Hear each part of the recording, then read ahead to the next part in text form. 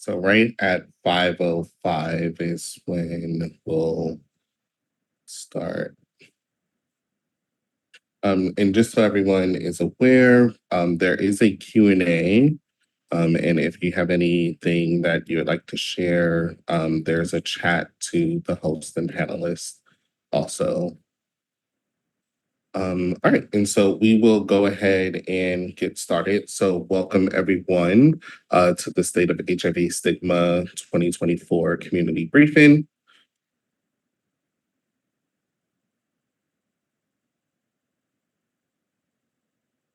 My name is Deshaun Usher. I am the Senior Director of Communities of Color and Media here at GLAAD.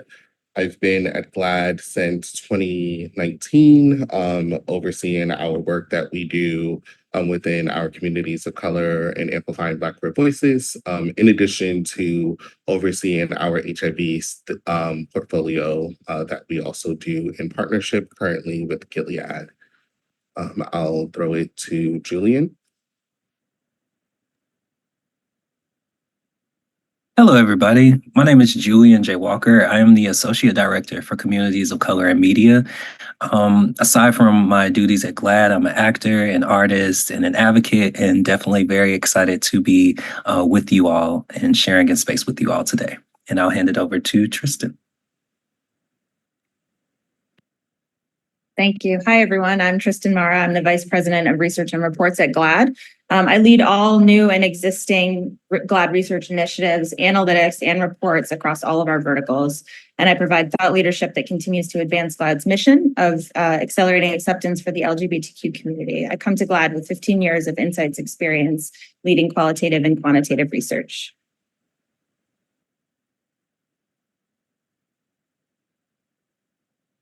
Okay. So before we get started, I did just want to, again, just welcome everyone, and thank you all for being here tonight. Before we begin, we'd like to acknowledge and publicly say thank you to the Zero Project for your unwavering dedication and tireless advocacy in the fight against HIV stigma. Your incredible work alongside the longstanding efforts of people living with HIV has been vital in addressing the many layers of stigma that persist in our communities. GLAAD deeply appreciates the open letter that you shared with us and the direct feedback that we've received since the release of the State of HIV Stigma report. Please know that we've taken this feedback seriously and into consideration.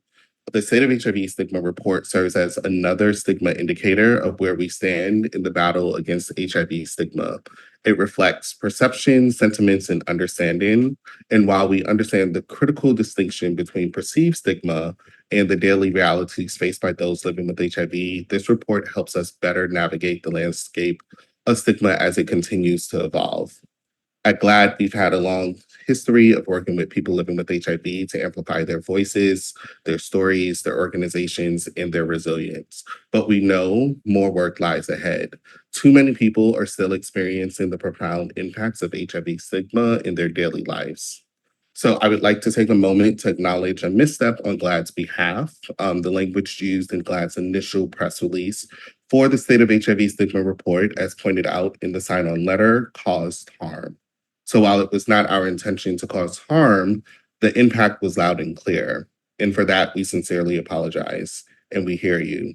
And we've updated the press release to further clarify HIV stigma still exists despite a 4% decrease over 5 years. 85% is still too high. And we removed and updated quotes and language in the report and socials that could be interpreted wrongly. Moving forward, we're committed to working in collaboration with you all, especially those living with HIV, to ensure that our words and actions align with the shared goals of truly reducing HIV stigma. So together, we can continue to work towards amplifying voices, fostering understanding, and fighting for a future where HIV stigma no longer exists. Before we kick off the debriefing webinar, I would like to open the floor for a quick round robin of any public comments, noting that I'm working on having a future meeting with Zero Project and anyone else that would like to attend in the coming weeks to go deeper and do a deeper dive into the work towards solutions to reduce HIV stigma. So if there is any participants that are on the call that would like to make a public address or comment, you can raise your hand and I will add you as a attendee. Tammy, I see you and I'm going to promote you as a panelist. And Mark, I also see you too.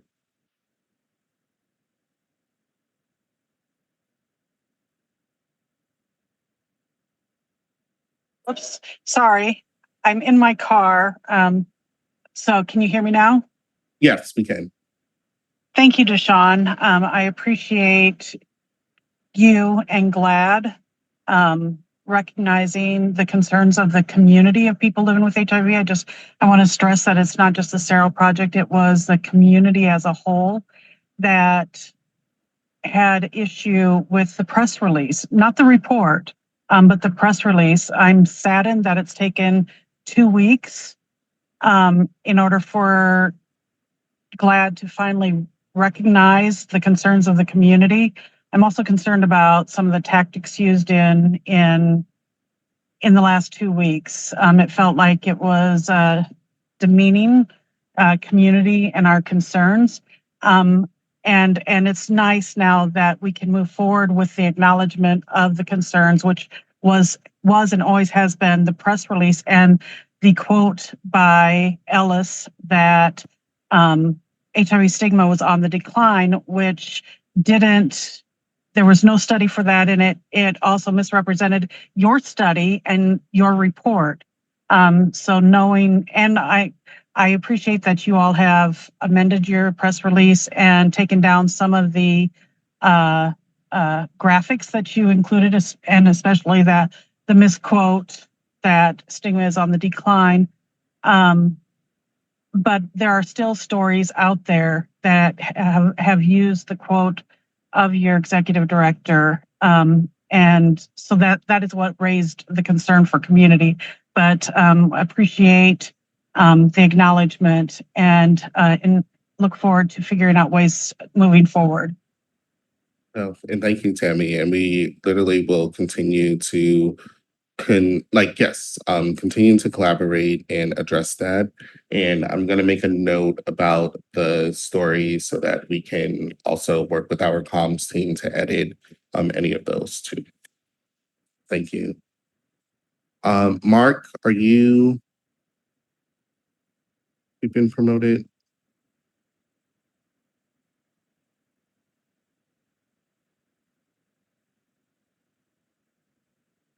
Okay. Are there any other, let's see.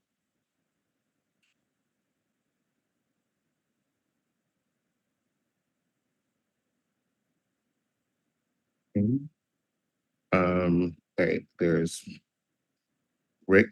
So I'm gonna add you to panel. And then also Kiva and Harmony.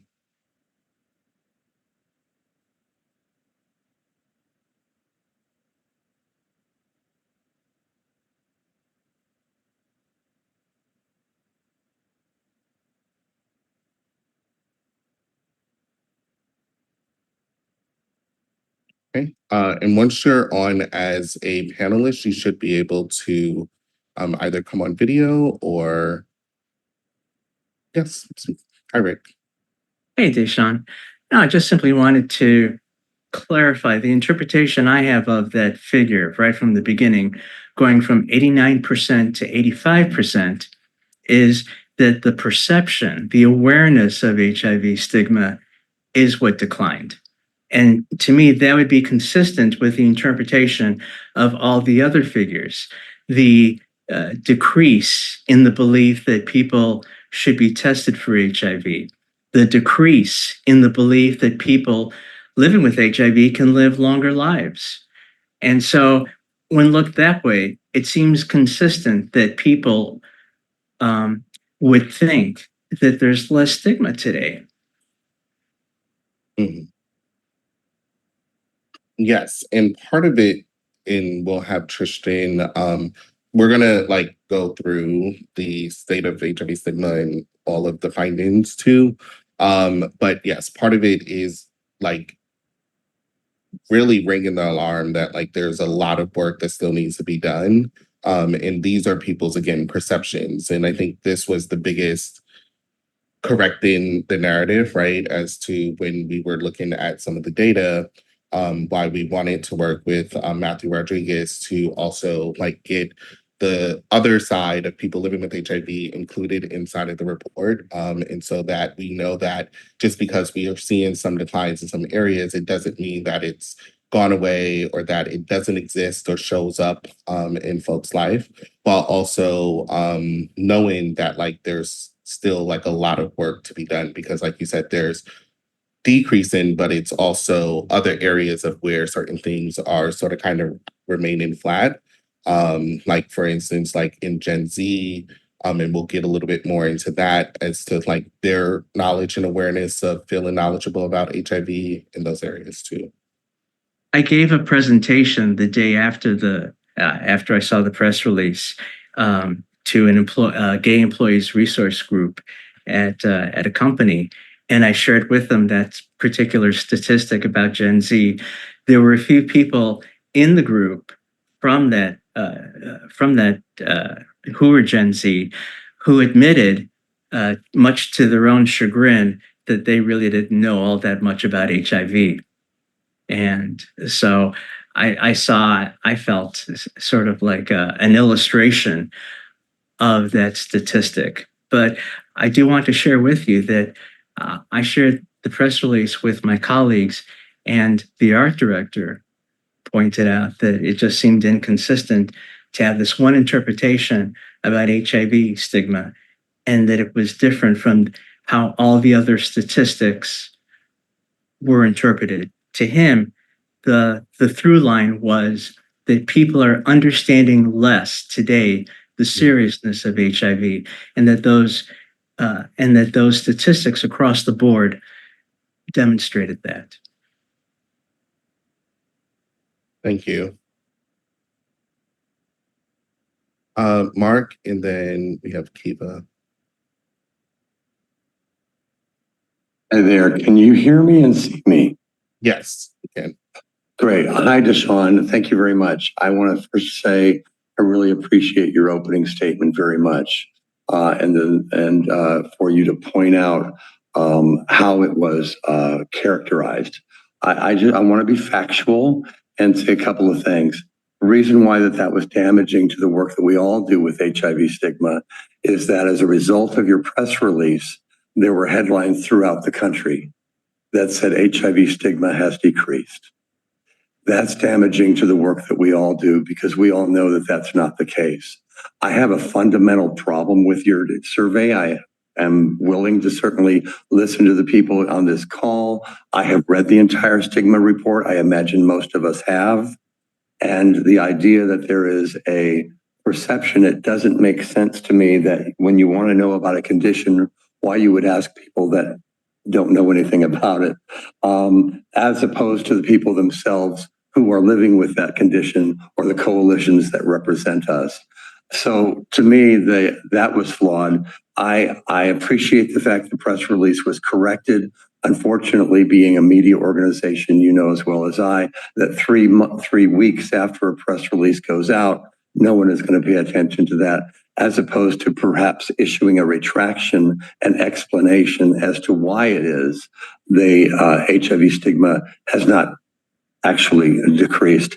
And then finally, as you and I have discussed, Sean, this does follow a long history of GLAAD making assurances of working with actual coalitions of people living with HIV, and then not following through. We can go back 10 years to the HIV media guide as a good example of that, after which we thought maybe things were going to change and we would see that.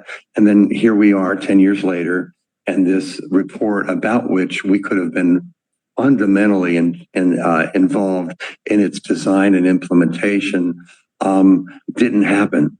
And I think if anything good could come out of the call today, it would be some real plans being made to who will step up, who will take ownership of making sure that CERO and the caucus and Positive Women's Network and Positively Trans will be fundamentally involved in the stigma or HIV related work that GLAAD does so that that trust can be rebuilt. That's really what I'm looking forward to hearing today. I am familiar with your report. I'm familiar with the people on your panel. I respect them very much. I consider it all window dressing unless we're really able to collaborate and speak about what was done with this release of the report, not the report itself, but the release and how it is we could do better in the future. Thank you. No, and thank you, Mark. I appreciate your comments. Eva?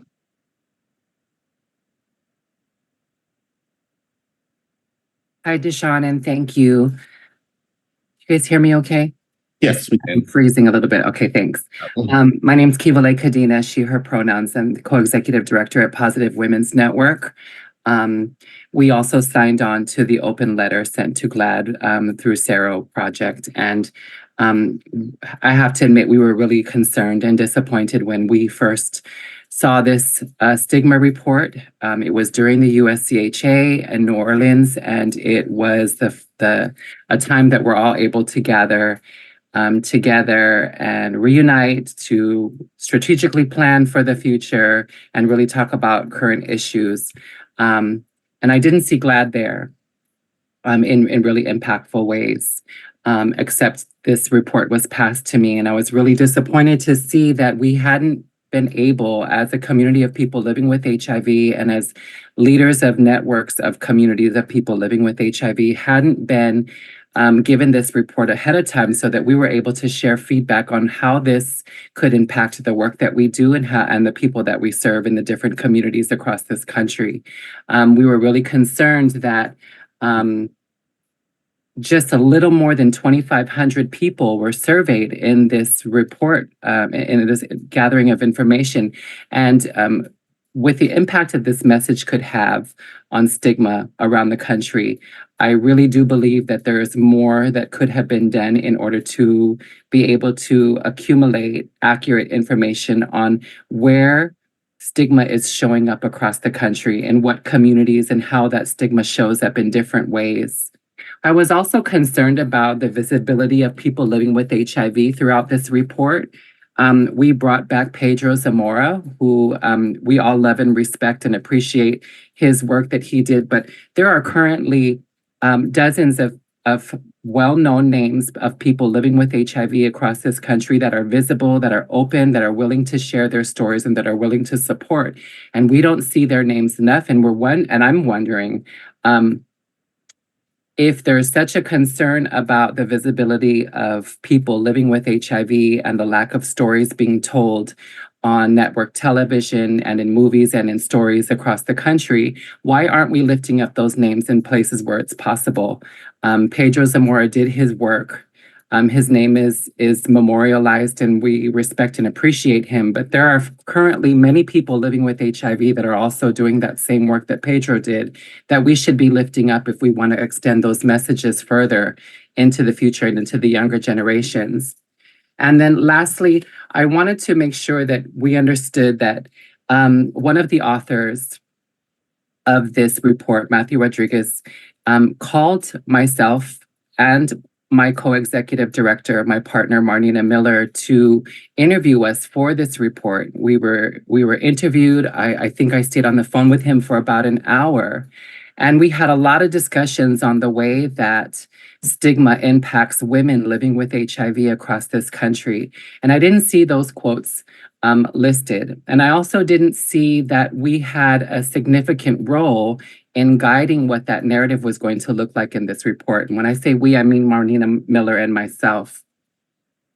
Our organization was mistitled as the Well Project. And not only that, I feel like we were only given the opportunity to approve the quotes that were going to be used in the report rather than what the report was going to be saying and what it was going to be standing on. And Marnina and both Marnina and myself would have loved the opportunity to share our thoughts on the message around stigma as it impacts women, trans and cis alike, and people of color. And so I think that it did a disservice to us to take the time to be interviewed, but not really allow us to understand what this stigma message was going to convey to the community by GLAAD's voice. And so I just wanted to make it a point to also share that today is a day to action against national violence against women living with HIV. It's a day of action.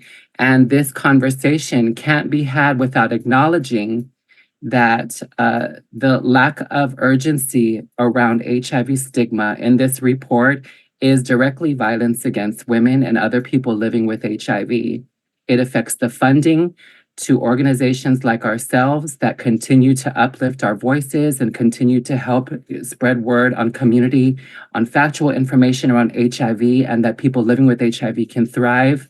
It continues to dilute the message around you equals you, and it continues to dilute the messages of the urgency that we have on HIV impacts in the South. And I think it's really important that we double down and continue to make sure that the original message that this stigma report sent out gets overshadowed by the new messages that GLAAD should be preparing as they've listened to community leaders involved in HIV work that disagree wholeheartedly that stigma is on the decline in this country. It's still impacting many communities and the most vulnerable at that. And I don't believe I left anything out. So thank you for this moment to share. No, thank you. And just to again address some of the stuff too, is that so part of this was like for sure meant to be like community briefing of the state of HIV stigma, which when we did the first one, it was during COVID, just for like everyone. But it was also one of those times where when we did it, the world looked different. And I think it was one of those things of acknowledging how to like work together and ensure that like these like everyone's voices are also like included. And so I do appreciate like your time and your energy and your efforts for like what it is that you're doing and what Marnina is doing also. Yes, and so I do appreciate you, and we're going to continue and have further discussions for sure as to what the next steps are, and ensuring, as far as I know, Mark asked earlier, as far as like GLAAD and sort of kind of like this community history. I've only been at GLAAD for the last 5 years, so I wasn't aware of what happened 10 years ago. But I do know that like I'm accountable to like my community first, which has largely been like this HIV community. And so you have my word and commitment that moving forward, we definitely will have like this inclusion. And I want to just keep it rolling. So we'll have about like 2 or 3 more minutes for the next part. And so folks are aware, we'll have Tristan Mara, who's our head of research, will go through some of the findings and just unpack that so that we all have the same like baseline and understanding. And if we do have any questions, we can drop them into the Q&A. But then also like a panel of folks that are like every day working to address like stigma, in addition to you all that are also on the call, and hoping that this is again one of many future conversations that we'll be having too. So thank you, Kiva. Next we have Harmony, Sean, and then Sammy, and then we'll continue. Hi there. My name's Harmony Zorio. Thank you for sharing space. Thank you for offering for us to come together as a community and discuss this. I really appreciate that. I am a long-term survivor of HIV since 1996. I am a community advocate and I am not working within the HIV community. So that being said, I would like to point out, if stigma was on the decline, we still wouldn't have more than 7,000 deaths from AIDS every year. As someone who does not work inside the community, I can tell you that I have never been invited to the table unless it was by an advocacy agency like PWN, like the Well Project, like Zero Project. Without these places, people like me who live down in the cracks, we would not have a voice. We would be dying because we don't.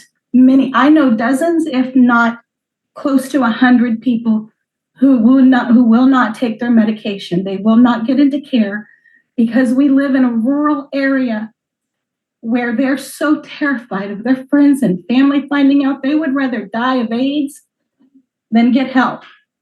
And as long as that's happening, these reports do nothing but kill our community. And that's every preventable death is unacceptable. So until there's zero stigma, we shouldn't actually be talking about anything except how much stigma there is. And we need to reach out to those of us who live down here in these cracks that don't work in HIV agencies, where we're surrounded by people who love us and care about us and are kind to us. The only time I have kindness in my life is when I attend a conference with my peers. I don't think any of you understand what that's like, to be living 28 years with a disease that I'm still being treated the same as I was 28 years ago, unless I'm surrounded by my people. That's unacceptable. Thank you for sharing space. Thank you for giving me this time to speak my piece. And please remember us whenever you're sending out these surveys, because I've never received one, not one in 28 years. How is that okay? It's not. No, and thank you, Harmony, for sharing your story and your visibility. I truly appreciate it. And I do know that it is one of those things of, like, especially when it comes to rural communities and stigmas, of course, of understanding and listening. And I appreciate your vulnerability and transparency for that too. Thank you. Sean. Great. This is Sean Strub. Thank you, Deshaun, for your comments at the top of the call. About 15 years ago or so, in my talks, I used to say that when I would say that I believed that stigma was worse than it had ever been. Speaking as someone who's a very long-term survivor, and very often people were surprised when I'd say that. And especially HIV negative people, but just a lot of people were surprised because they remembered, they saw Philadelphia, or they remembered when he had to wear a spacesuit to see someone in a hospital, or people wouldn't go to a gay restaurant, or all sorts of, things like that, sharing a drinking glass or a toilet seat. And by those measures, that's definitely better. But that's ultimately fear of casual contagion, which is related to stigma, but it's not defining of stigma. And so fear of casual contagion has declined, but other components of stigma have gotten much worse. Stigma in terms of people making a moral judgment about someone's worth before they even know them, when they find out this HIV status.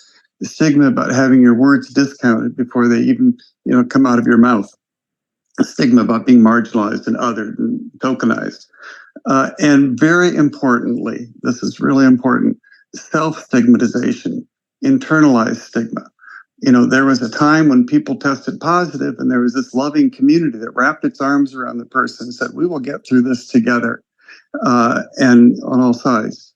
And there was also a time when people knew when they tested positive that ultimately their disease would probably show. They'd lose weight, or they'd get chaos and get spots, and it would announce itself to others. But today, someone can choose to keep it a secret. They have a right to keep it a secret, and it's private information, but that also can be very isolating and also driving of that internalized stigma. Ultimately, what reduces stigma, honestly, isn't so much about changing the minds of the stigmatizers, although that's a worthy endeavor, but it's about empowering the stigmatized. It's about having our voices elevated and respected.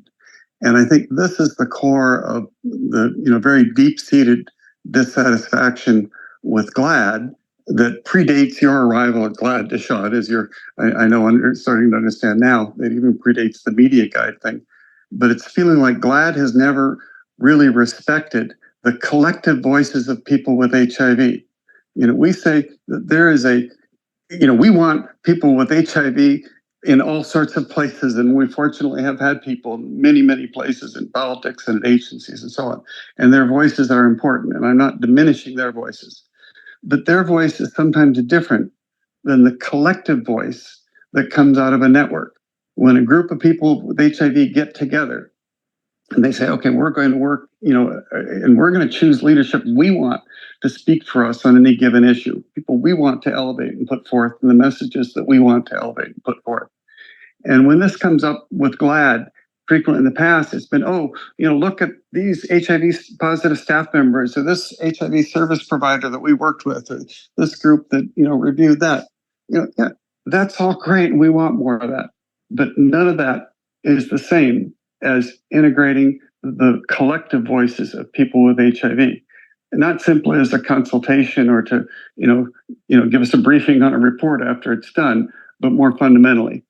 And to the research itself, I think a real core of the problem that manifested in Ms. Ellis's quote and in the press release and the misimpression that gave in the subsequent headlines that gave the exact opposite message to the world. When those of us living with HIV know that HIV stigma today is worse, and in many cases worsening. But it is that specific statistic, that 89% to 85%, and that framing that as a positive thing, putting aside, okay, misrepresented that was stigma, but just saying what it is, but the belief in the existence of HIV stigma, and that it's reduced, and that is somehow something we should feel good about, when there is a stronger argument that that's a negative sign, that when it's more people denying the existence of a problem.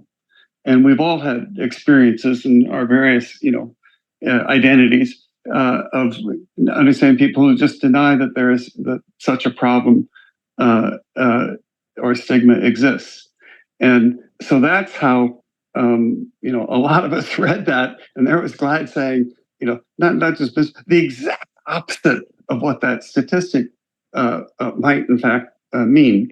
And when you look at so many of the other statistics in the report, and the gentleman was saying something about this earlier, that very clearly went in not a good direction. Well, this is the one outlier, and this is somehow supposed to be positive, a positive sign. I think it's referred to somewhere in one of your things. So anyway, that's I think going back and looking at the genesis of that statistic being framed in a positive context within your organization, might be helpful at addressing some of what got us to this specific episode. Thanks very much. No, and thank you, Sean, for sharing, and also like the historical context too of ensuring that we are including voices and amplifying voices across all mediums. And I know Kiva also mentioned it too, as to whose story gets to be amplified and continuing to work in community. I know that we have Sammy and Esmendisa and then Emilio. So just for full transparency, as of now, this is definitely turning more into a community listening session, and I'm totally okay with that. If everyone else is here, is fine with that. I know that we have Tristan, who going to was slated to unpack the data, we can schedule that for another time. And we also have our panel of experts. But if there are other folks that want to weigh in or contribute to the conversation, you can raise your hand and I'll elevate you to a panelist. But I do definitely think that the conversation is too important to have to just continue on with what was currently planned as we're here together. So Sammy. Hello, good morning. My name is Sammy Nesbitt. I'm the chairman and CEO of Momentum Health Development. And I was asked to join the call and speak on the report and raise a few questions in the interest of the community.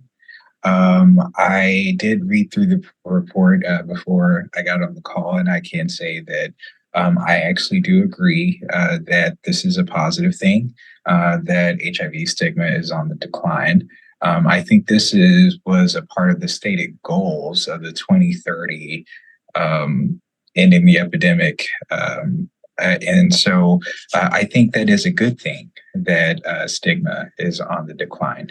I think with new medications, especially new PrEP medications being introduced to the market, my question would be more geared towards, and what I believe to be a public address section and then a panel. But what I would like to propose to GLAAD and to the Zero Project is would it be fair to say that HIV stigma reduction is a good thing, and being that it was included into many 2030 goals, what is your organization doing to help fundamentally support this notion that HIV stigma should be a thing of the past? And then, of course, just what is GLAAD doing to reach out to various communities that are non-traditional to the HIV-based community? What is GLAAD doing to reach out to communities who have minimal contact with HIV clients and the community, or communities of business where GLAAD is reaching out to folks that HIV positive people have to reach out to outside of pharmacies? And being that, these are public calls, I think it's also important to ask, what is the future of that for, businesses and communities that aren't traditional to the HIV story? That's another question for itself, and how is technology included in on that? But that's all my public address in question. Thank you. Thank you. Thank you, Sammy. I do know that as far as just some of the questions, I'm taking notes. I do know that since starting at GLAAD, some of the stuff that we've been doing as far as we've been working with emerging creatives. And so thinking again of ways to reach other folks that have larger reaches beyond just us, and trying to figure out how do we amplify those creatives in a space, because I believe art is activism also, and contributes to our advocacy efforts, and can also reach folks. And so we've been doing a lot of that through the Black Queer Creative Summit with our Emmy cohort. Folks are showing projects in film festivals that are showcased around the country, and working with a couple of different film festivals to bring these conversations that we don't always get to have outside of some of the traditional conferences. But I do think it also is important to understand that I think, again, it's even though there was a significant decline in stigma from 89 to 85%, it was scientifically significant of a difference, but it was also just understanding that that's still 85%, which is still too high, right?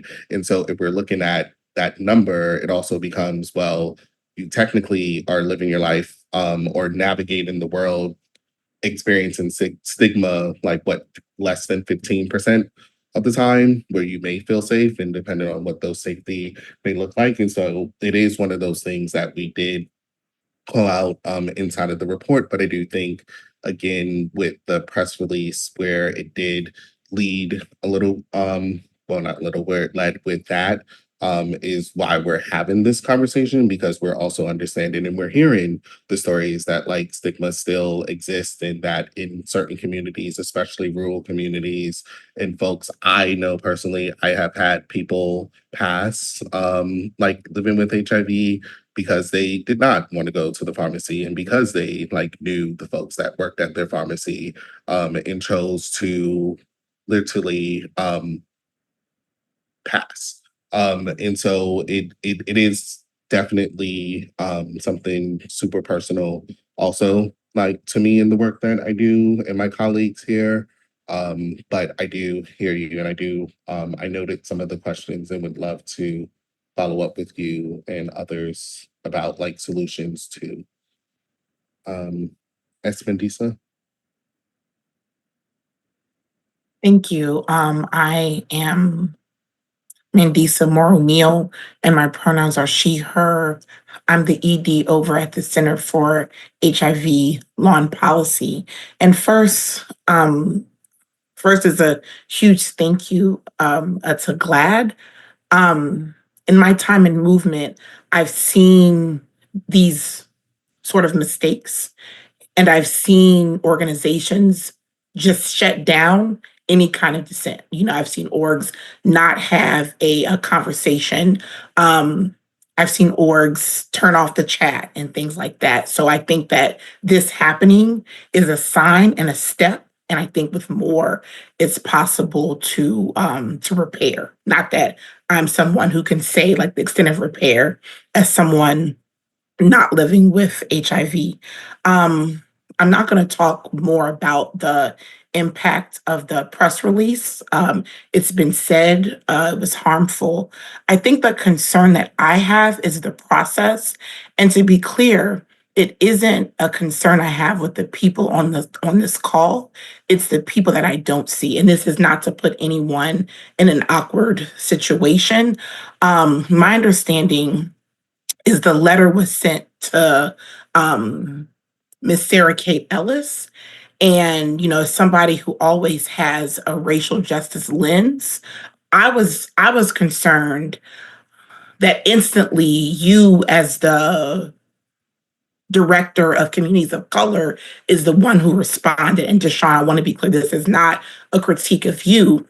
It's a critique of how often our white-led organizations often put like there are folks of color and Black people in a space of having to defend other people's actions. I'm not saying that that is what's happening here. I'm saying that that's a concern that I have. You know, as someone who's not living with HIV, you know, I'm one of the people who, you know, could have, you know, I'm a part of like of the general Americans who, you know, is being polled as far as our perceptions. And I notice those sort of things. And I'm also very well aware of who's been mostly commenting and who are the people who are mostly in the chat. And an asset that I have as someone who's a Black queer leader of a national organization, is it possible to have a conversation among Black queer folks on this conference, like on this topic? You know, like where Black queer folks like are able to talk about um, not only the report but the impact of the press release. So that's all I wanted to say. Thank you. Sorry, I was on mute. But yes, no, thank you. And I hear you. And I do think that there's, again, opportunity to have additional conversation too. Emilio, it looks, I think you were admitted as a panelist, but you declined. And Tammy, I'm just gonna throw it back to you. So you should be coming on as a panelist in a second. And if there's anyone else that wants to say anything, All right. yeah. Thank you. And Mandisa, I really appreciate your comment, but I just can't let this go by because what was just misrepresented about the report is damaging. And you didn't correct that. And that's one of the problems that I have. Your report, your survey does not show that HIV stigma is on the decline. It shows the belief of people, Americans, of 2,511 Americans who filled out the survey, that the stigma is on the decline.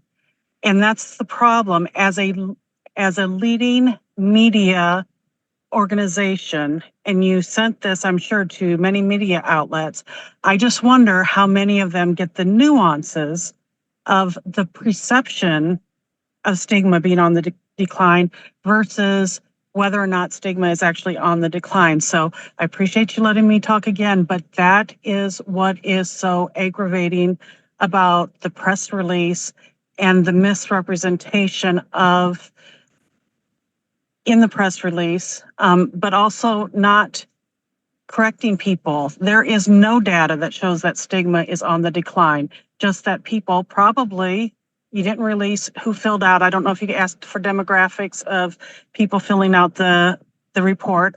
My guess is the majority of them that filled it out are not living with HIV. Personally, as a person living with HIV for 31 years, I could care less about the perception of people not living with HIV, whether or not there's stigma. When people living with HIV clearly are saying the stigma is not on a decline. So I'm sorry, I just had to jump in and say I fundamentally, that has to be addressed anytime you hear the misrepresentation that stigma is on the decline. Thank you. Thank you, Tammy.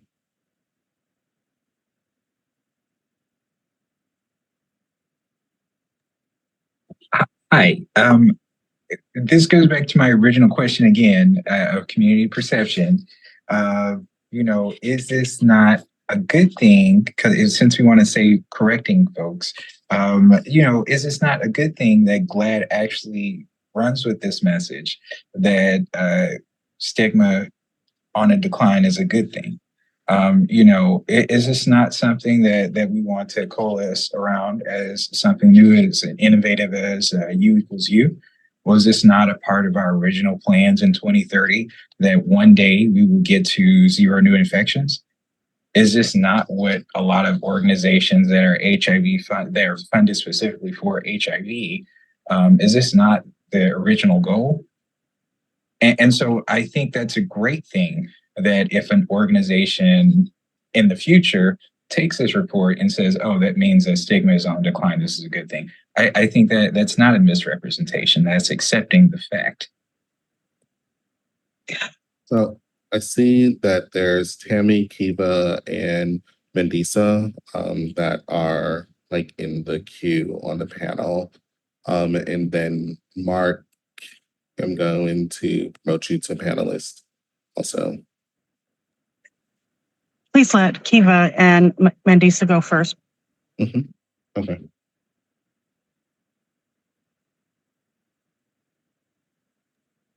Thanks so much, Tammy. No, I'd like to address that question.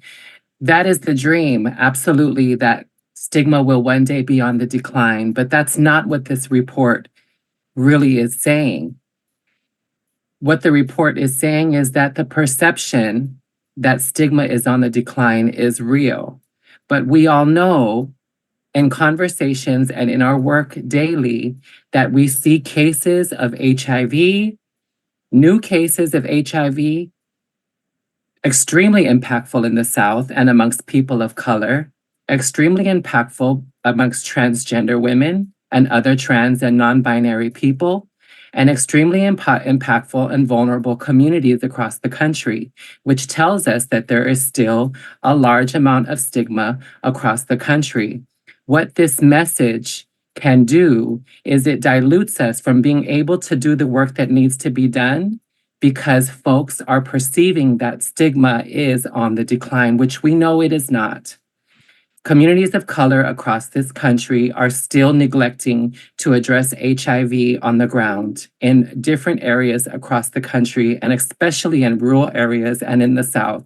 We all know this. We see it by the numbers and the data that shows up from the CDC daily and every year.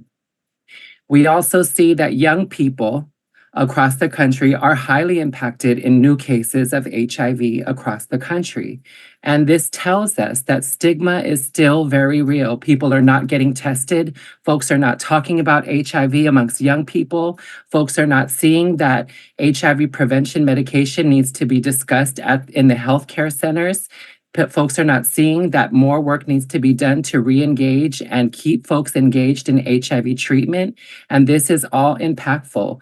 We heard this in an earlier presentation done by TPWN as a day of action to end violence against women living with HIV, that many women across the country are neglecting their own health care around HIV treatment because of stigma. We see it in family center, in the family unit, that folks are not talking about HIV amongst their families.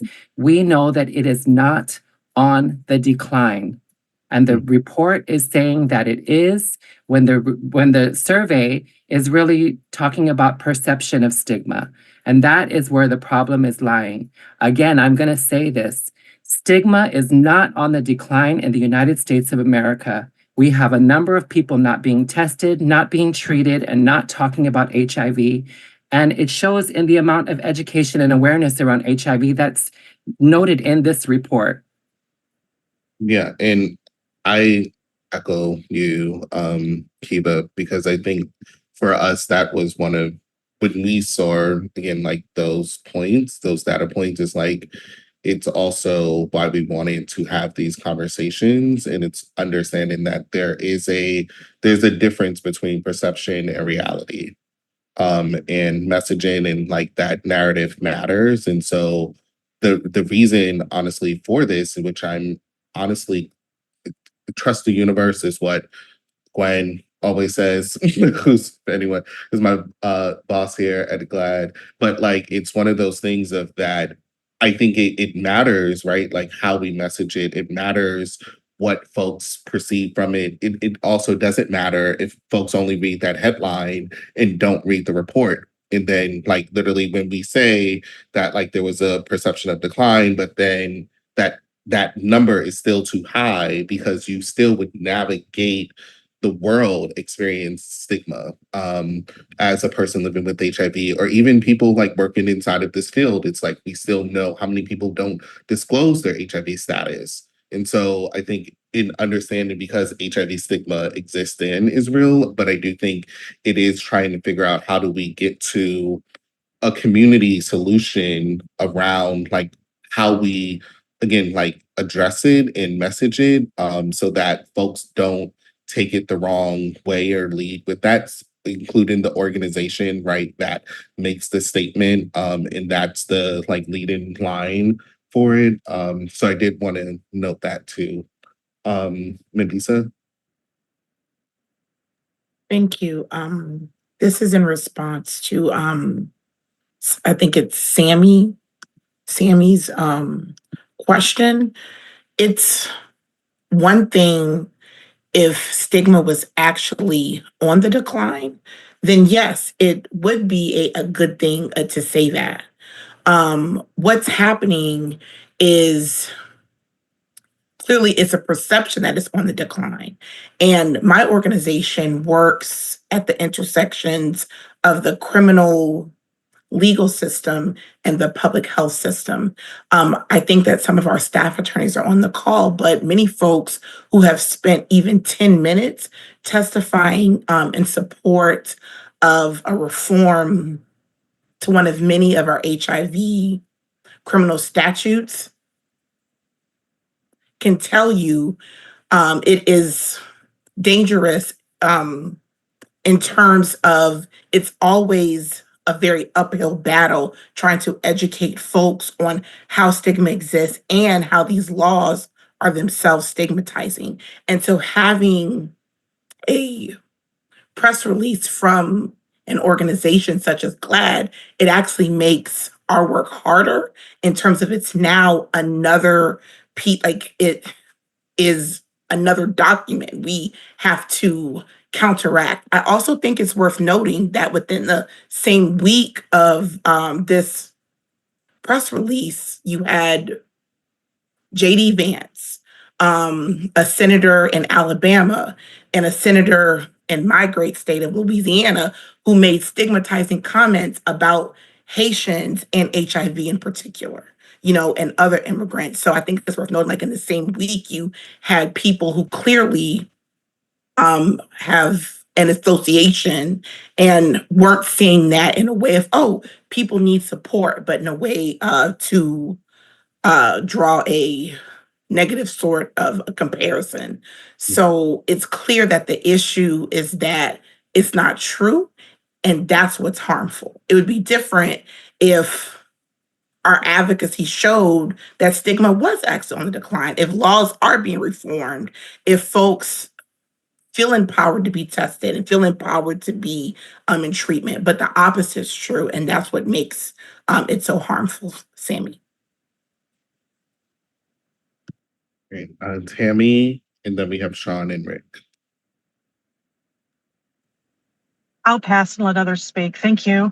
Okay, thank you, Tammy. Sean, and then Rick. Sean, when you refer to the 89 to 85%, and then so it's still too high, to me, that just says we're talking past each other. To me, that number needs to be 100%. Everyone needs to believe and understand that HIV stigma is a thing and it exists. That number lowering, the fewer people believe it exists. This is not a good thing, and GLAAD framing it in a positive way, let alone misrepresenting it to say something totally different than it says. That's really truly a problem. I'm astonished to come on this call and to hear, and I apologize, I don't know your title or full name, but the person Sammy go on and talk about believing stigma is declining.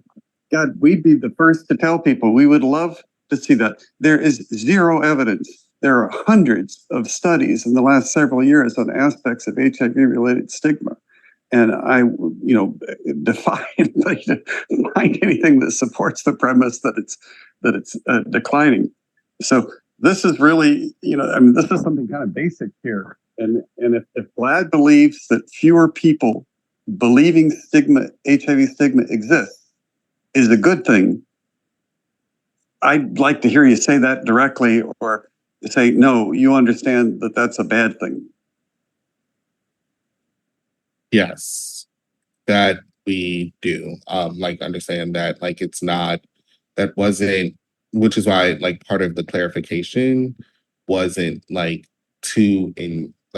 the perception of the measure, it was a data point of saying that Americans' perceptions of HIV stigma has declined from that 89 to that 85%. But including that, at 89% was high and alarming. At 85%, it's still high and alarming. And just because, again, just reiterating the perception differences of people's opinion versus the reality that folks face living with HIV, or that they experience when it comes to HIV stigma, is why, it's clarifying that and understanding that, how harmful it was, for that language to be the driving force, when, if inside the report and everything else is saying, and we're talking about, and my colleague Tristan, who did an amazing job at tracking the data and wanting to ensure, again, that we did have those other conversations with Matthew Rodriguez, who also did some of the framing around some of the subtopics too, to address that, because we knew that there isn't, we knew that the decline isn't happening, and that it's not as apparent, and that there's a lot of work that still needs to be done, and that we need to essentially come together and really figure out like what does HIV stigma, like decrease in HIV stigma looks like. I have Rick, Eric, and then Deidre. And then Mark, you have Yes, your... I'm ready. Okay. I'm ready. Oh, me? Go ahead if he wishes. I can go afterwards. Okay, thank you very much. Hi, it's Mark again. I'll be quick. We're seeing in real time the power of a headline. The headline that said HIV stigma has decreased, because Deshaun, twice during this call, you have mistakenly referred to the report by saying the decrease in HIV stigma, as opposed to the decrease in the perception of HIV stigma. That is the power of a headline. That's why this has been such a problem.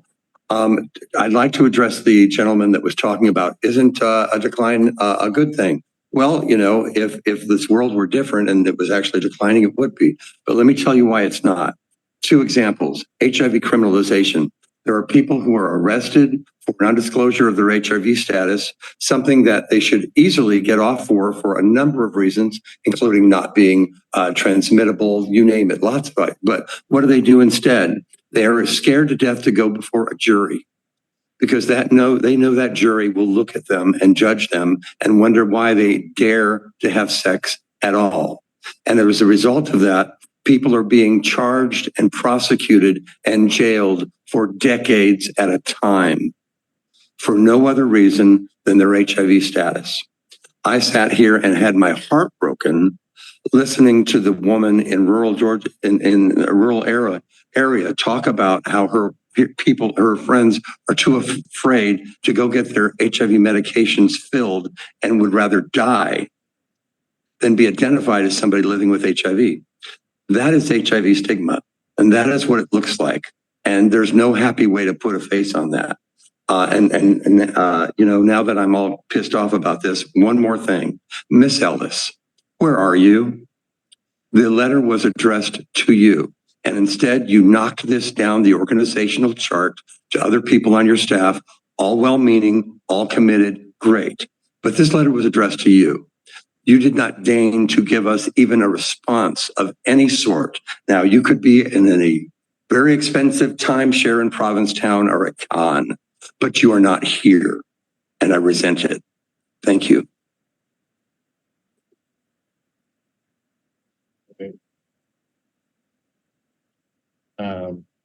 Deidre, so out of folks that haven't like spoken yet, so I know, Deidre, would you want to go? And then we have Eric.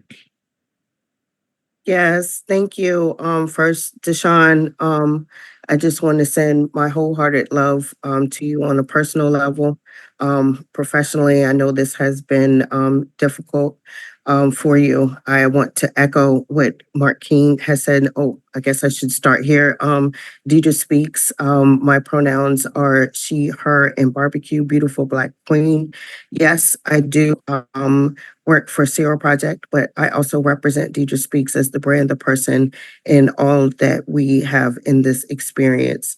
I also wanted to speak out because I also recognize that majority of the folks that were speaking, no tea, no shade, were not of people of color.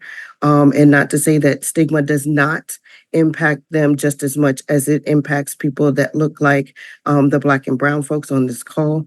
But I wanted to definitely speak up. I wanted to also address what Mark King actually just brought up.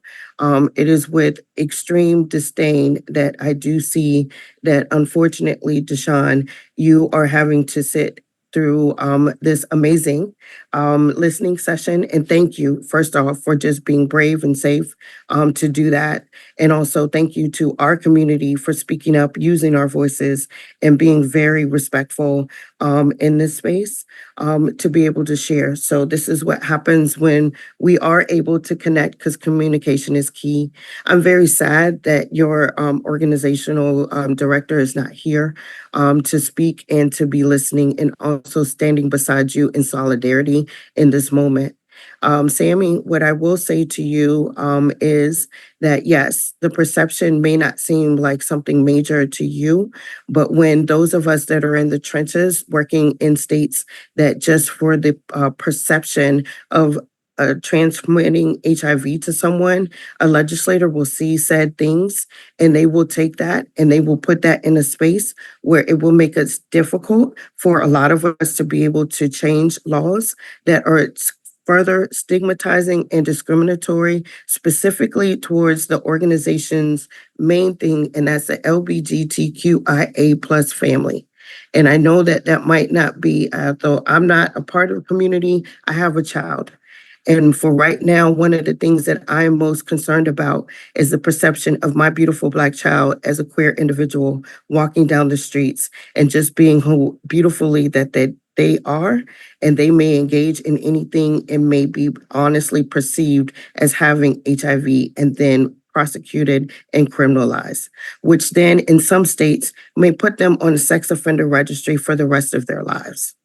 Then if I want to take it back to what something Kiva Lee said, which was how it impacts on this day of violence against women living with HIV, there are women in rural areas and spaces that are surviving and thriving just because they have to be in those spaces of abuse and violence in order to be where they are for themselves and for their children.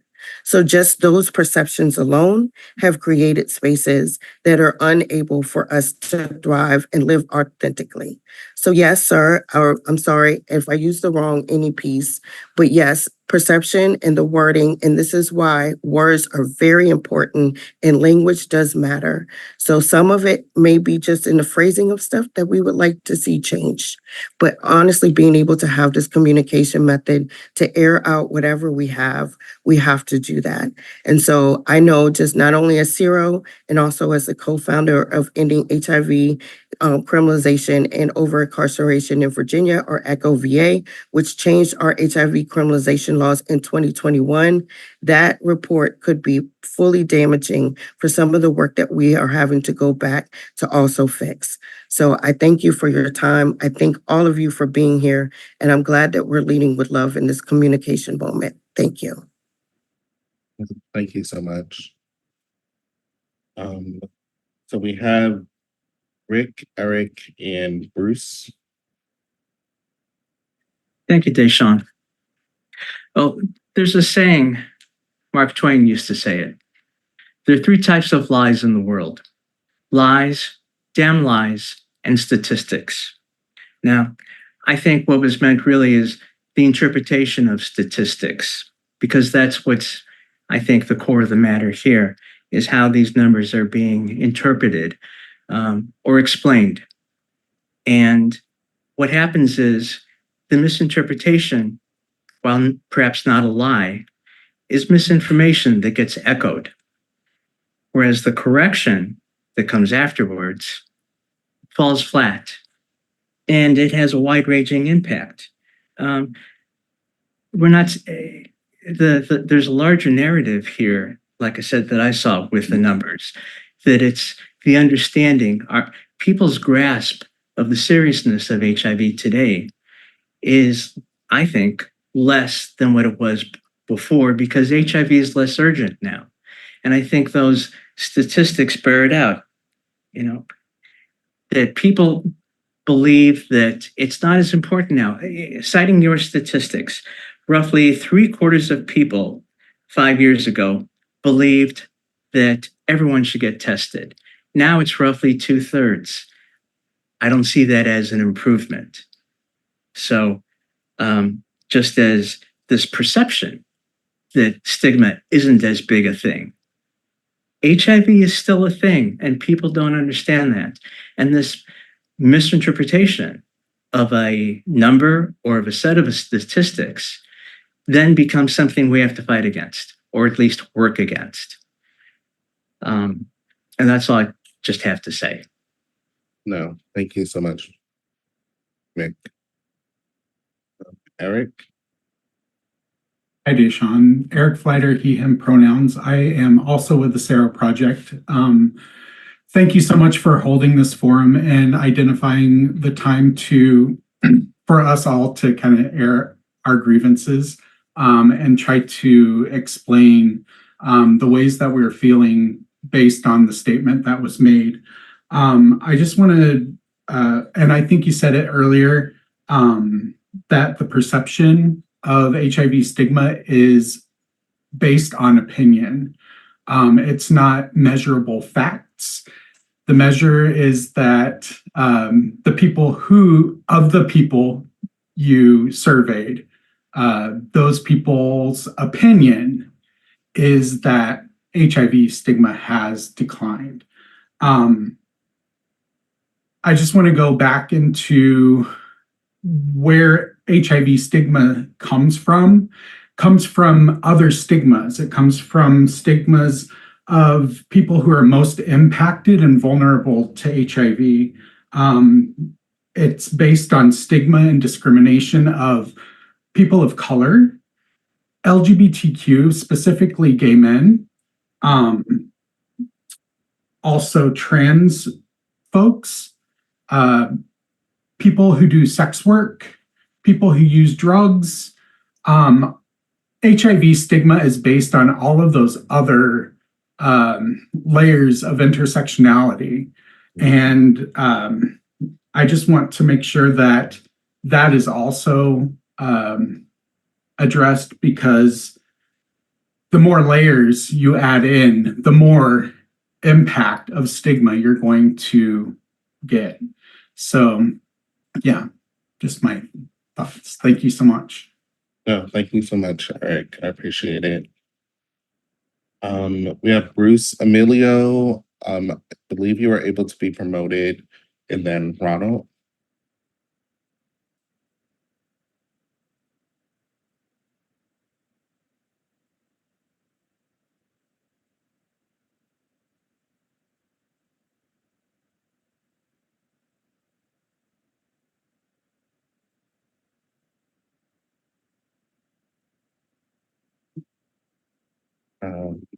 Bruce, if you have anything you'd like to share, I believe you should be able to speak. If not, Emilio or Ronald. Oh, and then I see Sammy and Jeremy. Hi, Deshaun. This is Ronald Johnson. I'm chair of the U.S. People Living with HIV Caucus. And certainly my colleagues have so many of the people who have spoken have underscored what is one of the major concerns that we had, that it's the feeling that the perception of a decline is equated with an actual decline. And my colleagues and I would repeat that HIV stigma is real, it's high, it affects our lives, and we've got to continue to find efforts to combat it and to end it, not just a significant decline, but eradicating the stigma that harms people living with HIV and their families. One point of the concern that from the findings of the report, of the fact that the Gen Z generation seemed to be the least knowledgeable about HIV, and therein lies the seeds for further stigma and discrimination. I think all of us know that one of the root causes of stigma is the ignorance about HIV, the ignorance about the lives of those of us who are living with HIV, and the fact that the Gen Z population, according to the report, has one of the lowest levels of knowledge of HIV, should be very much concerning, because therein lies the growth of HIV stigma.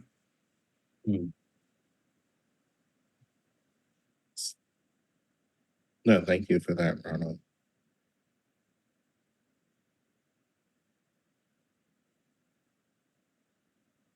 Emilio?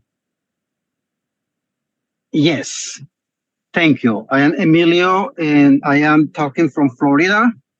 And I work for High Impacto. I am the chief program officer, and also I am an artist. And I want to mention this because I work in the HIV field using those two positions. myself as using art to mobilize the community towards HIV stigma, and also as a provider and high impact who deal with people living with HIV. And a third hat that I wore is I am a person living with HIV since 1999, so I can see the situation from different perspectives and perceptions. That is something very important. And before continue, I just want to say thank you to all of the GLAAD staff who are here today in this, because it's not easy to be out receiving the punch from us and know the leadership from GLAAD. No one is here with you. So thank you for being someone from GLAAD to have the courage to listen to us. And I agree, definitely HIV stigma is not decreasing. That is the hope for everyone. But we need to make sure in the future how GLAAD and any other organization who is producing or creating or doing the interpretation of statistics numbers, because that is the point. So I hear many times in this chat, people are still talking about HIV stigma reduction, but the GLAAD report is talking about perception. And right there, right here in this conversation, we see how much damage a publication can do in our community, because people are still talking about stigma reduction. But no, what the report says is perception. So we need to be very careful when we say things about that, and when we put in a paper, and when we send out a press release. So one thing I want also to put here is I am Latino. I don't know if you recognize my accent. So I am right here as I don't want to say I am representing the Latino community, because no one told me to do that. But I think I am the only Latino who is talking here. And the MSN Latino community, the new infections are up. And the stigma in the Latinx or Latino community is not decreasing. And something that we need to make sure is the information that is collected in this study. For me, what is showing up is the ignorance about the topic of stigma is there, because people think stigma is not. Many people in our community, I am talking about Latino community now. Yeah, many people, they don't know what is the difference between HIV and AIDS. There are people, they still thinking that HIV transmission can be done through sharing personal things, kitchen utensils, toilets. So there is so many things that we need to make sure the people from the community understand. And when we are collecting data, we need to see from who we are collecting the data. And also very disappointing that we, as people living with HIV, we were not there. I feel also, misrepresented in that study. And there are many people, as an immigrant, I am an immigrant too. There are many people, thousands of immigrants coming to this country who doesn't know about HIV. And the stigma is very high. So how we want to say the HIV stigma is decreasing when the number of immigrants who doesn't know nothing about are coming into the country? So that part also will need to be take in consideration. Also, as a Latino member, also religious is something that drives our life in the African American community too. So I don't know if this study took in consideration the ignorance about HIV in the religious community or in the faith community. And that is very stigmatized. We know that. We know that many people from religious groups say HIV is our fault. It's a punishment for God. So there are so many things that I don't know if the GLAAD study look and took in consideration. So what I want to finish this intervention is I really want to see and learn and know what GLAAD is going to do moving forward to not just apologizing. I really appreciate and thank you for the apologizing for this moment, but I really what I'm expecting is what GLAAD is going to do moving forward to correct this, because the word is up there and many people are going to use this study to say HIV stigma is less. So I like to know in the future, moving forward, what GLAAD is going to do to, stop people using that information. Yes. So I'm gonna answer. My colleague Toni Morrison is also here. And then just for the sake of time, I know that we'll do two more. And so Jeremiah and Michael are also on the line. And so we'll have you like included in the queue. But Emilio, Toni, were you gonna respond to Emilio? Yeah, I just wanted to come on and just speak real quick. Hi everybody, I'm Toni with a Y Morrison here from the communications team. I just want to make sure that the group here knows that Deshaun is supported. I represent the comms team and there is Team GLAAD on the call here. And I just want to dispel any sort of conversation around Deshaun being the face of the organization here and be very clear that this is Deshaun's work. This is something that Deshaun brought to us. This is something that GLAAD did not measure just 5 years ago. So I just want to be very considerate of Deshaun's work, that he's championed this for us and helped to create a diverse team here as one of the individuals who is living with HIV across GLAAD, who was part of this report creation and distribution, this conversation, which I'm actually very, very grateful for. Again, thank you, Deshaun, for creating this space. I am also new here at GLAAD, coming up on 2 years, coming from corporate media to my own detriment. And then to really just help us realize that we don't have these conversations as often as we need to, really, I think ever. So this is definitely learning for us.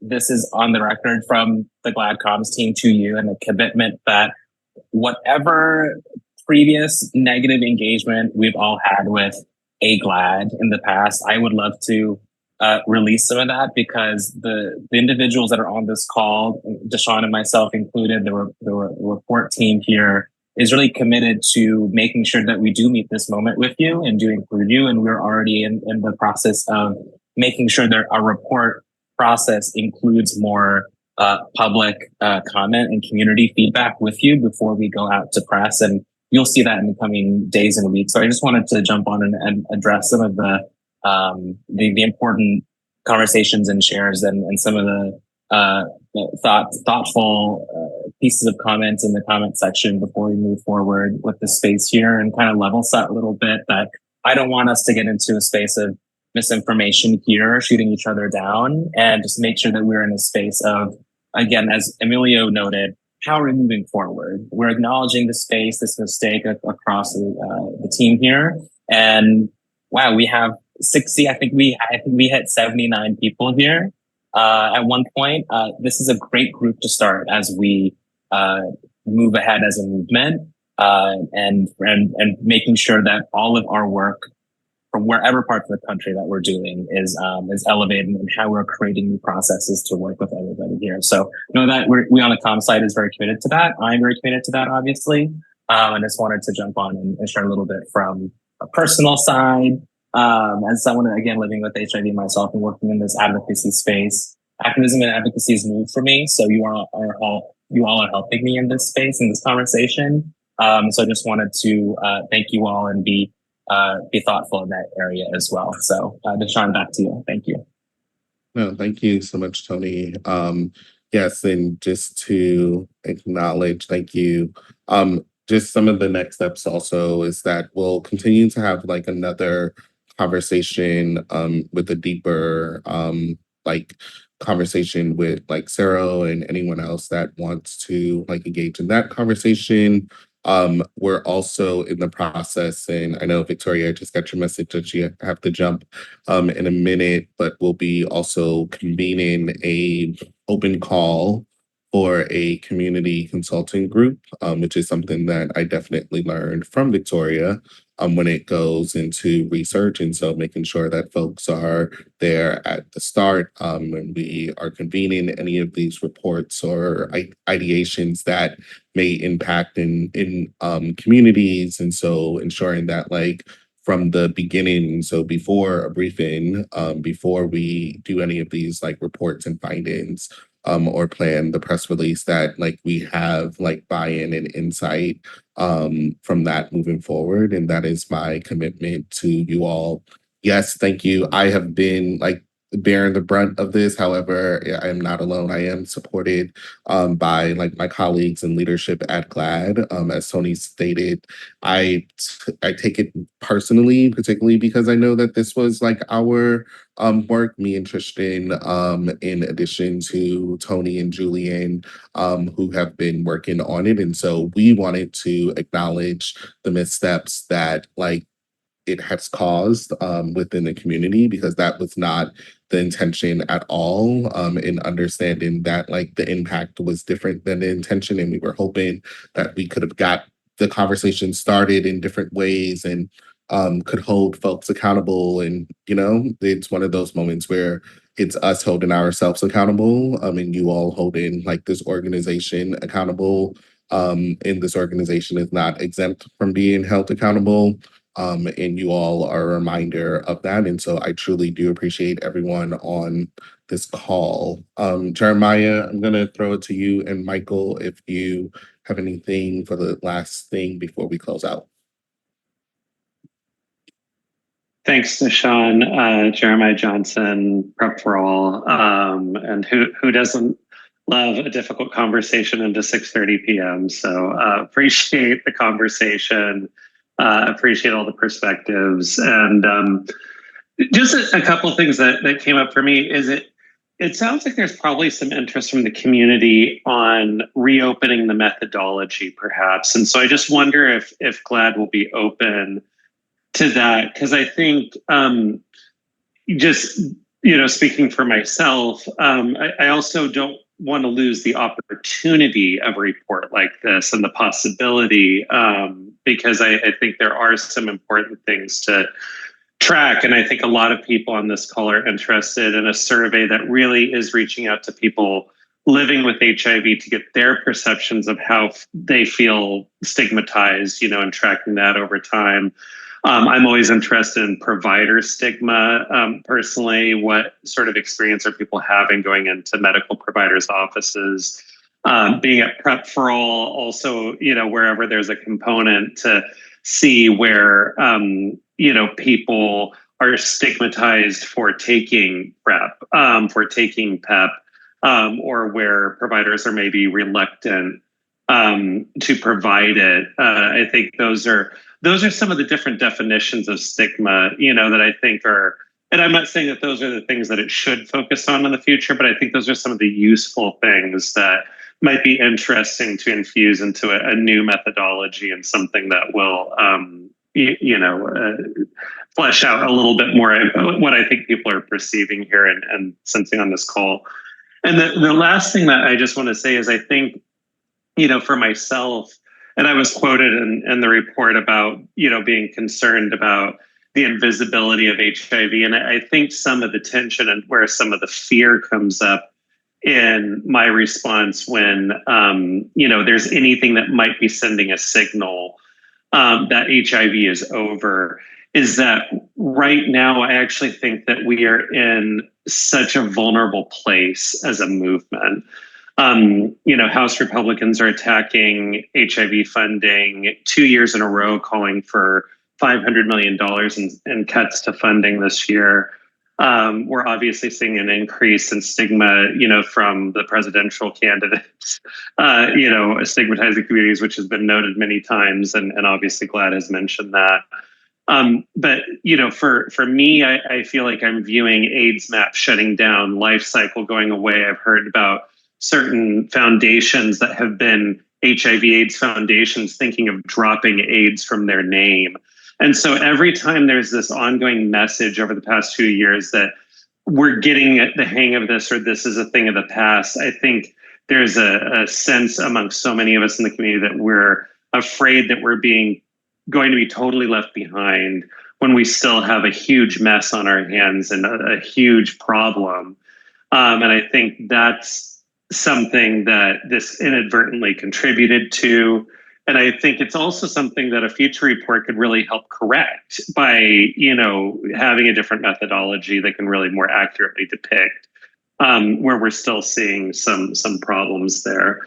So I think that's most of it. But again, just really appreciate the conversation this evening and look forward to seeing what happens next.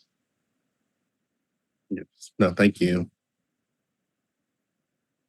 And I will just add one of the other things to Jeremiah is that so we did also work with ETR on a subset of a bunch of other measures that particularly focused on the South in HIV, that also looked at religion and some of the other stuff too that wasn't included. And so ETR currently has that data, but it's something that is essentially an open source per se. And so we do welcome, as far as some of the next steps we were talking about internally, was also convening other folks back to the table to look at that information and data too, so that before ETR or anyone else uses that data, what does that look like, and have those conversations. And also, just one last thing is that for the State of HIV Stigma report, every year since we've been doing it, we've kind of expanded and or changed the focus of what areas we've looked at. And so I know in 2021, we looked at HIV criminalization and media and entertainment, higher level, looking at their contributions to it.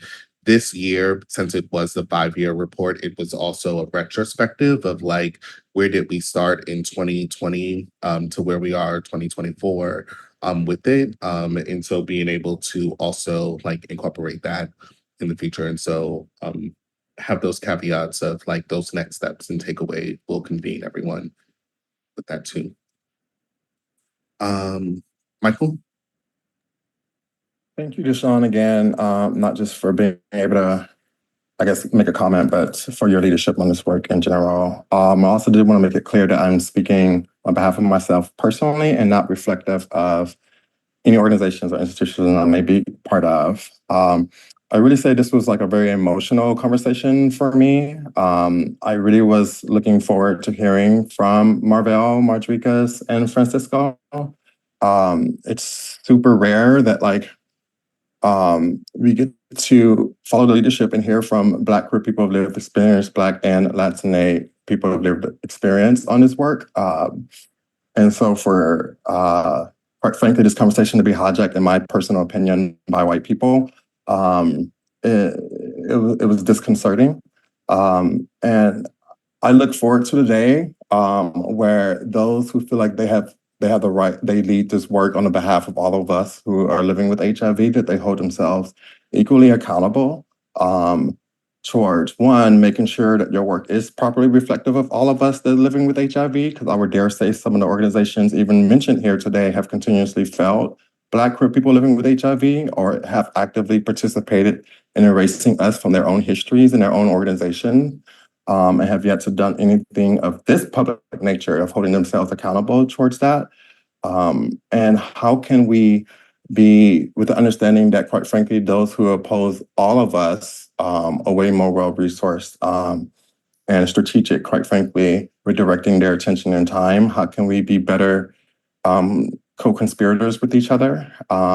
And how do we always find ourselves publicly shaming the doubled and triple marginalized of us doing this work? more so than those who feel that they have an automatic legitimacy to represent us. And food for thought, speaking personally. And thank you, Mandisa, for your allyship, because I was not going to say anything at all, but she encouraged me to speak up. So, Yeah. Thank you, Michael. I definitely think, yeah, I think part of it is when the open letter went out, my personal strategy was I want to just have a conversation with everyone. Like folks that signed the letter, folks that didn't want to sign the letter or folks that believed in the letter. But I do think we haven't as a community been able to really have these conversations.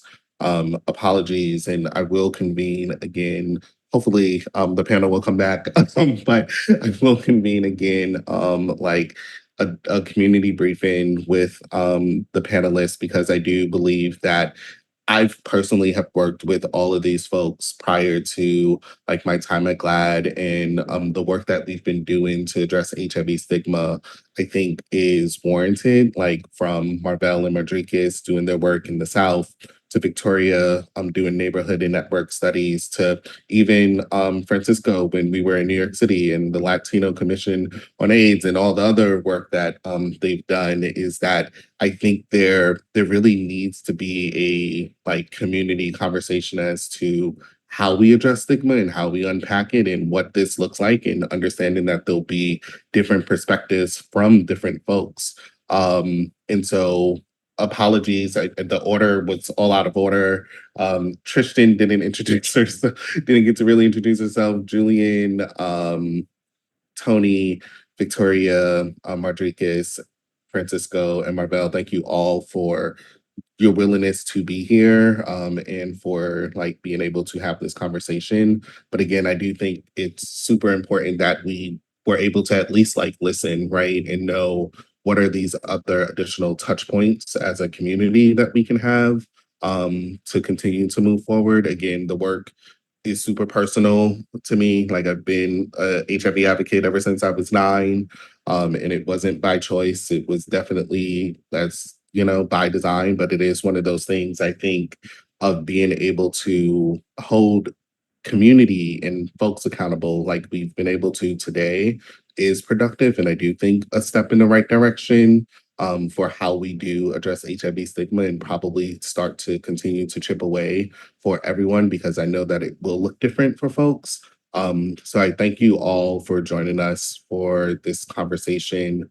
I know that there was a colleague that joined. Jarrell, did you want to say anything before we officially close? Oh, okay. Hey everyone, my name is Jarrell. I've been here at GLAAD for a year now. I'm the Associate Director of Education Advocacy. And I really am happy to be here, part of this conversation, also hearing everything that's being shared. I'm also someone too who is living with HIV and working here at GLAAD. I'm proud of the work that we are doing here and moving the needle forward. And I support all the things that are happening underneath this scope. Once again, thank you all for having me or being here. Thank you, Jarrell. Yeah, as far as next steps there, Julian, I don't know if you can go to the very last slide. But it will have our communities at GLAAD email. So if you ever need to get in contact with the communities of color, this is myself and my team. If you need to get in contact with me directly, it's stationusher@glaad.org. But the next steps that I would love for us to continue to have is a community conversation regarding HIV stigma work, and what does solutions look like, in addition to the messaging, which will be equally important. Again, the review additional research insights, and as I stated, my colleague Tristan has additional data points that we've collected from ETR, and this is also an opportunity for, as we plan to do future reports, hear from folks as to are there any additional measures that we should be including in expanding that particular scope. I do know that one of the things that Tristan shared with me right before this was that this year we did ask people if they were living with HIV or if they were impacted by HIV on the report. The percentage of the folks was still like not like a significant sample. And so again, most of the respondents are like coming from a community of people that like are not engaged in HIV work or know people living with HIV. And so it's just important to note that. But would love to have additional conversations about that. And then also moving forward, we'll be in the next like week or by the end of the week, I'll send everyone a link. We'll also have like this available to some degree. Originally, we were recording it for the webinar. I know that like a lot of stuff was like personal. And so we'll do probably a recap is what we'll do of like the like comments and top line things that were shared and our next steps. And if you have anything else that you would like to contribute, my email is there. But we'll like to do the open call for this community consultant group, where we'll look for members to help us develop this HIV story and entertainment playbook. And so again, it's not just how we tell our stories, but how folks tell our stories. We've been doing media trainings with advocates across the country and empowering them, but also realizing that when it comes to network television or writers, rooms, and other like opportunities to reach larger masses of people, we want to be able to make sure that like we're telling those stories and telling it right, but then also what are those stories that we're not hearing or seeing on television, as we also have other reports that talks about our HIV storylines that are going missing. So again, if you have any questions, feel free to directly email me. Thank you all for your time. I appreciate all of the feedback. Again, we do take everything that we've heard seriously, and we'll be working on those next steps in community with you all to right those wrongs as we continue forward.